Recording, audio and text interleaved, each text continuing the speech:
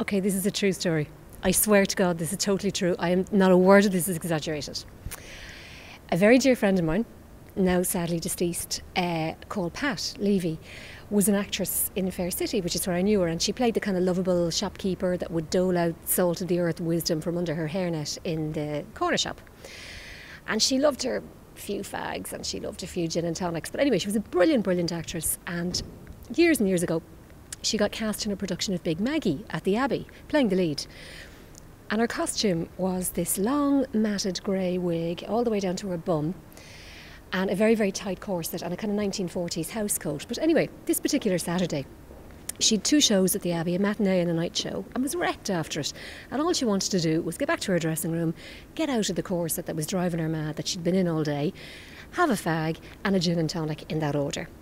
So she's into the dressing room, corset off, house coat off, so she's in a black bra and a pair of knickers, white knickers that came up to her waist. And as she said herself, there was no waxing done that morning.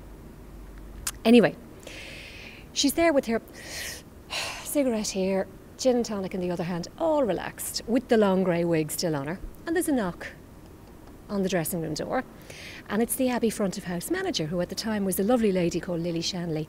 Are we decent? We have visitors. And Pat knew her daughter and son-in-law were over from Connecticut to see the show that night. And she said, sure, I mean, I'm decent enough. Okay, I'm in my bra and knickers with the wig down to her arse. But she said, you know, like, it's my son and my daughter-in-law. They've seen me worse than this. So she said, come on in. Wasn't bothered. Anyway, the door opens. Pat gets up in the wig, the bra, the knickers, the fag, the gin. And in come Senator Edward Kennedy, his sister Jean Kennedy Smith. And behind them, Pat's son and daughter-in-law are watching this like through their fingers, like, I don't believe she is looking at Ted Kennedy in her underwear.